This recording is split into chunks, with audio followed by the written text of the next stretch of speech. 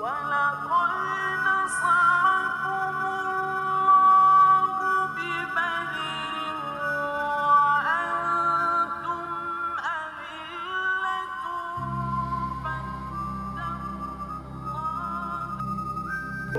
Allah, ini kelompok kecil ini, 313 orang duafa ini, orang-orang lemah ini, kalau sampai dipantai oleh kelompok besar kaum Quraisy besok, barangkali tidak akan ada yang menyembahmu lagi di dunia. Wahai Allah, peperangan Badr, pasukan Badr radhiyallahu anhu warḍahu yang terjadi pada hari Jumat 17 Ramadan tahun kedua Hijriah.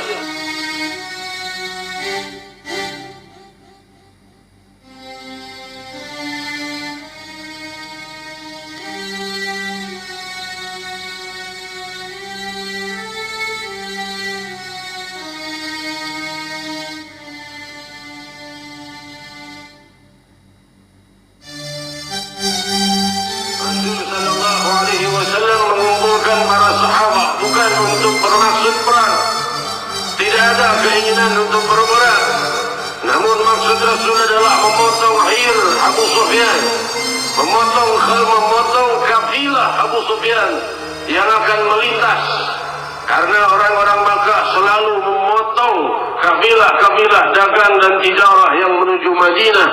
Maka Rasul ingin memotong kafilah Abu Sufyan agar memberi pelajaran kepada orang-orang Mekah yang terus memusuhi, terus membantai, terus menyerang, terus menyiksa, agar mereka diberi pelajaran. Sekali saja dipotong kafilahnya, namun kabar didengar oleh orang-orang Mekah, orang-orang Quraisy, maka mereka langsung menyiapkan pasukan.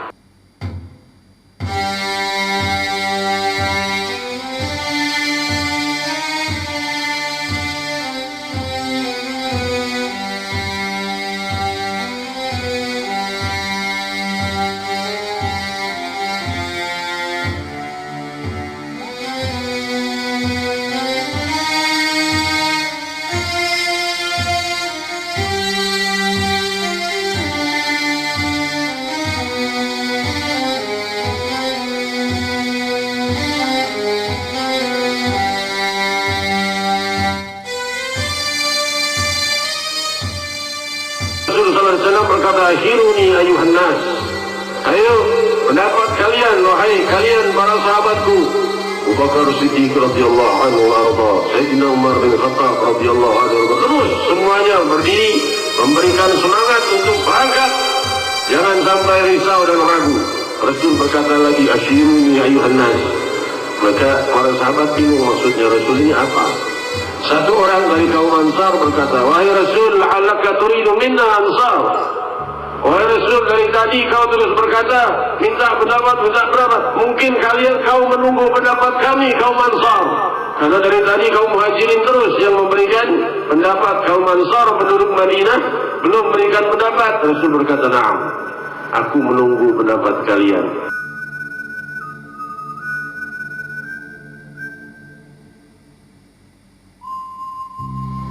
Kaum Ansar itu menjawab, "Ya Rasulullah, inni wa nahnu ma'ak." Wahai Rasulullah, berangkat, kami kaum Ansar mengikutimu. "Lau khutta al-bahr la khutna ma'ak wa la yatakallaf minna rajulun wahid." Wahai Rasulullah, kalau kau masuk ke dalam dasar lautan dan kami akan ikut bersamamu, walaupun harus mati tenggelam, tidak akan ada satupun kaum Ansar yang tersisa kecuali ikut bersamamu kemanapun kau ingin pergi. Wahai Rasul, nahnu ma'ak inti ya Rasulullah, kami bersamamu, tidak ada akan satupun yang tersisa. Fasarra wajah Nabi sallallahu alaihi wasallam, gembira wajah Rasul sallallahu alaihi wasallam, cerah ceria, lalu berangkat.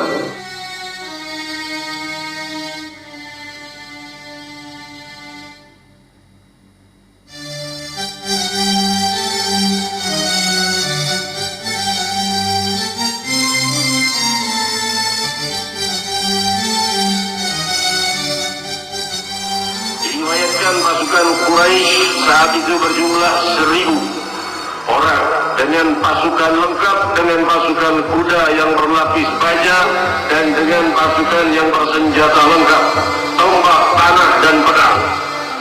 Dalam riwayat lainnya 1000 yang bersama Abu Sufyan diikuti kabilah lainnya hingga berjumlah 3000 pasukan Quraisy.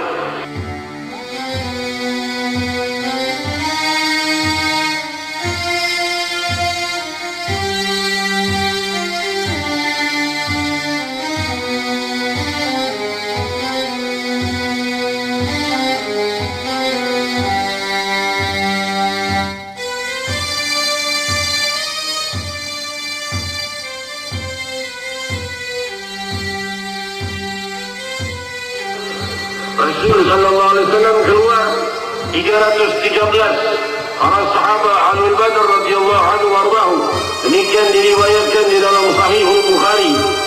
Berkata Imam Ibn Hajar al-Asqalani bahwa orang yang riwayat yang mengatakan Ahlul Badr jumlahnya 314 adalah yang ke-314 itu adalah Rasulullah sallallahu alaihi wasallam. Yang mengatakan jumlahnya 315 adalah orang yang masuk Islam di tengah perjalanan menuju Badr. Yang mengatakan 319 adalah mereka memasukkan kelompok orang yang tidak diizinkan oleh Rasul berangkat, yaitu dari anak-anak kecil, di antaranya Abdullah bin Umar radhiyallahu anhu saat itu masih kecil, tidak diizinkan berangkat juga.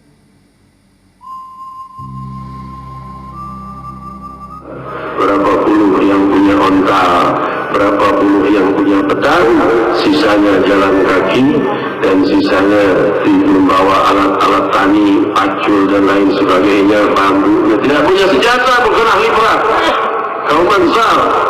Maka di saat itu Rasulullah SAW memberikan bendera hitam di tangan Sayyidina Ali bin Abi Thalib karramallahu wajhahu wa radhiyallahu ta'ala anhu warda, dan bendera hitam satu lagi di tangan Ansar Nabi sallallahu alaihi wasallam.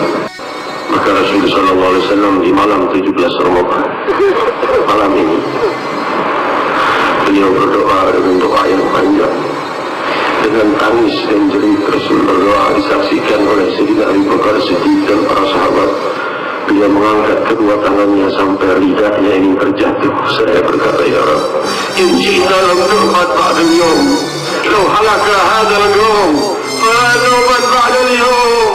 Wahai Allah, ini kelompok kecil ini, 313 orang duafa ini, orang-orang lemah ini, kalau sampai dipantai oleh kelompok besar kaum Quraisy besok, barangkali tidak akan ada yang menyembahmu lagi di dunia, wahai Allah. Maka Sayyidina Abu Bakar Siddiq memeluk Rasul dari belakang. Hasbuka ya Rasulullah, hasbuka ya Rasulullah, cukup ya Rasulullah, cukup kamu, pasti Allah akan berimu kemenangan esok.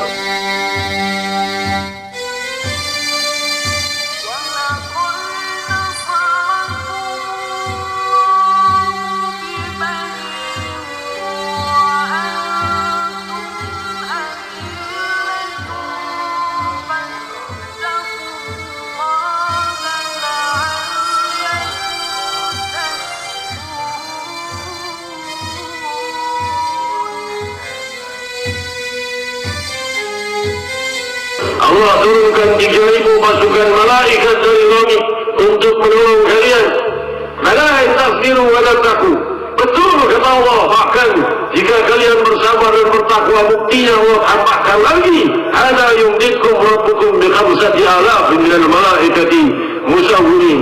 Allah tambahkan lagi jumlahnya malaikat yang turun hingga 5.000 malaikat yang turun dari langit untuk membantu Ahlul Badr radhiyallahu anhu warḍahum.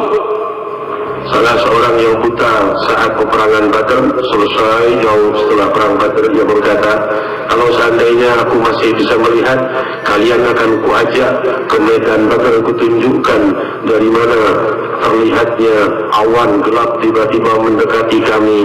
Lalu awan itu terbelah dan turunlah pasukan-pasukan, ribuan pasukan berbaju putih, hanya satu yang memakai sorban kuning. Dan kami berkata, siapa itu? Hai Rasulullah. Rasul berkata, itulah pasukan 5.000 pasukan malaikat yang Allah turunkan dari langit untuk membantu kita. Dan yang memakai sorban kuning itu adalah Jibril alaihi salatu wassalam.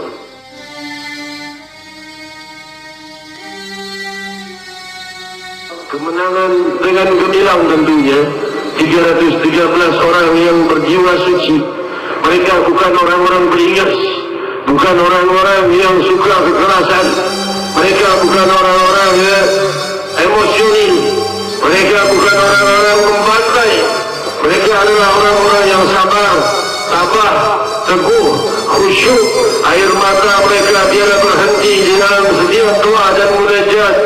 Hadirin hadirat, bahkan Abu Talha Al-Ansari radhiyallahu anhu arda, salah seorang yang dikatakan oleh Rasul sallallahu alaihi wasallam, Talha ala Abu Talha ka'alaf minkum. Abu Talha ini kekuatannya seperti 1000 di antara kalian. Abu Talha ini saat perang Badar pedangnya jatuh karena ngantuk, karena apa?